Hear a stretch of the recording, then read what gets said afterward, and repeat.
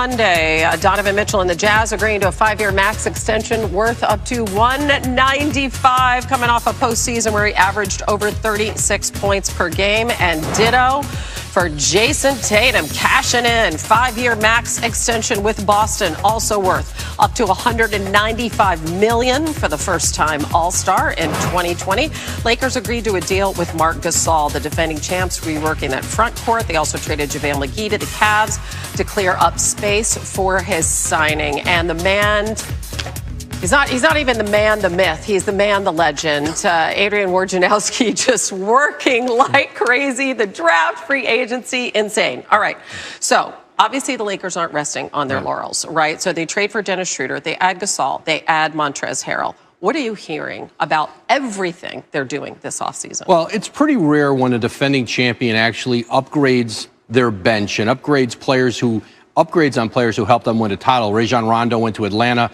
Dwight Howard goes to Philly. So they bring in Dennis Schroeder in a trade, a Sixth Man of the Year candidate. Marc Gasol, future Hall of Fame center, won a title 2 years ago in Toronto. He comes in now in the middle, and this is a Laker team that around the edges has gotten even better. Rob Pelinka's had a very good offseason here after the Lakers finally won that title with LeBron James, Anthony Davis. All right, so we don't know where they're going to play. Let's say they do play in the Staples Center, and the other team that occupies the Staples Center this season, of course, being the LA Clippers. And it almost feels like some kind of arms race, like, you know, whatever you do, I can do better. So the Clippers have added Serge Ibaka. He reunites with Kawhi Leonard. I mean, what does that mean for the rivalry going forward? Yeah, the Clippers have catching up to do, and it always seems like the Clippers and Lakers are competing very often for the same players. But the Clippers wanted to keep some of their key guys. Marcus Morris, they signed to a 4-year, $64 million deal. Markeith's brother, bringing him back was important. And the Serge Ibaka commitment was huge for the Clippers. It gives them a veteran front court player, can play both spots, and they still have more work to do. Luke Kennard comes in from Detroit, who can play both guard spots, give them some good minutes there. And, they still have a few more roster spots. Reggie Jackson, who they signed last year, he's a possibility. He might be able to return to that Clipper bench. But, with Ty Lue, this is a different team now, and this is a different head coach and a little different way of looking at things. But the Clippers know they've got a gap to close with the Lakers. Really quickly, do you have a sense of how involved Ty Lue is with these personnel decisions, how front and center he is with what's happening there? Yeah, listen, it's a pretty collaborative place there. Lawrence Frank, Mike Winger, their front office, they spend a lot of time talking with Ty Lue about how pieces fit and how they want to play. And I know that's a conversation they have every day. It's just so fascinating to have these two teams in the same building. Clippers still trying to battle for the soul of LA, and the schedule comes out December 1st, so we'll see when they play head-to-head. All right. Thanks, Hannah. Thanks for all your hard work, Woj. We appreciate it. NBA Donovan Mitchell and the Jazz agreed to a 5-year max extension worth up $195 million. Wrap your brain around that one. He's coming off a postseason where he averaged over 36 per. Jason Tatum, also 5-year max with Boston, also worth up to $195 million. First-time All-Star in 2020. And the Lakers agreed to a deal with Marc Gasol, the defending champs, really reworking that front court. They also traded JaVale McGee to the Cavs to clear up some space for the Gasol signing.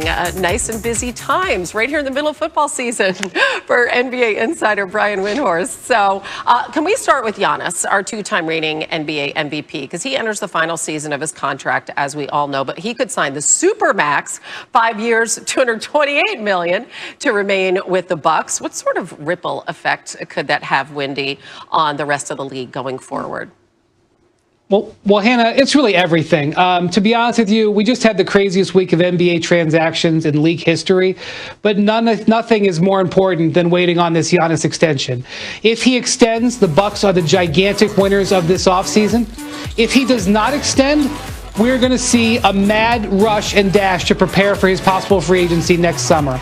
And if you look at moves that teams have made across the league, whether it's the Miami Heat signing 4 players to 1-year contracts, whether it's the Toronto Raptors tailoring the contracts of their players so that they have more room next year, or the Dallas Mavericks making trades to clear off guaranteed money, those teams believe there's a chance that Giannis may not sign it. And so the whole league, in one way or another, is sitting on the edge of their seats waiting for that decision. Okay, so let's really play this thing forward now. Let's talk about Anthony Davis, because the whole world expects him to return to the Lakers.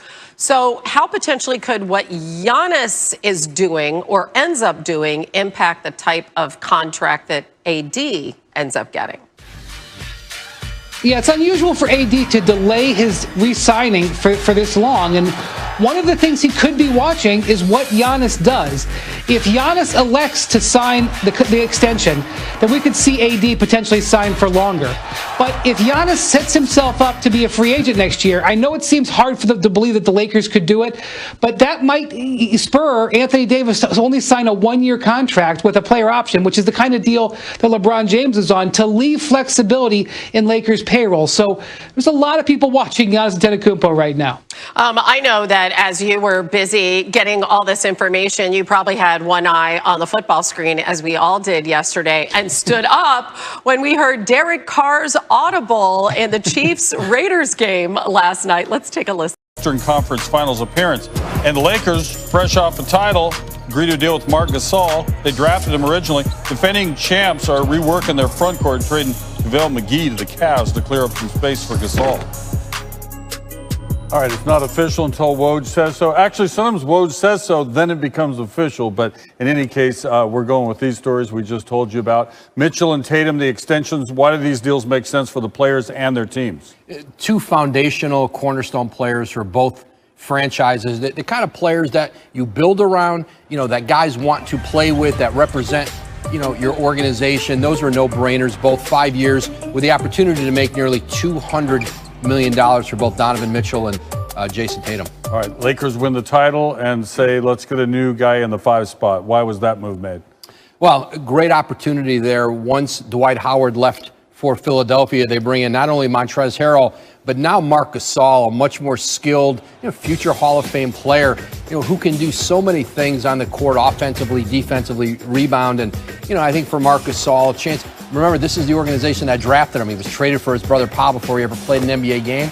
Now Pau's out living in Southern California. He'll be near his brother and have a chance now to win another NBA title. He won one with the Raptors. Woj using just one of his many phones. Thanks for joining us. Yet another NBA championship. The Lakers have already pretty much renovated that entire roster. They picked up the top 2 bench scorers in the NBA, and Dennis Schroeder and Montrezl Harrell. Also improved their three-point shooting by adding Wesley Matthews to a team that ranked 21st in three-point percentage last season, and re-signing KCP to a new 3-year deal. Yeah, that should help in that area also. All right, to dig a little deeper into NBA free agency, we've got our front office insider Bobby Marks with us, and give Rob Pelinka and that front office in LA a lot of credit for what they've done for the team that's about to be defending a championship. But considering what they've done, what else can they do? Yeah, rarely do we see a team flip their roster over, right? Of course, they still have LeBron James and Anthony Davis, but Wes Matthews, Montrezl Harrell, and Kentavious Caldwell-Pope, of course, is back. Dennis Schroeder, they've added. Now, this is what they have left to do. They've got 4 roster spots.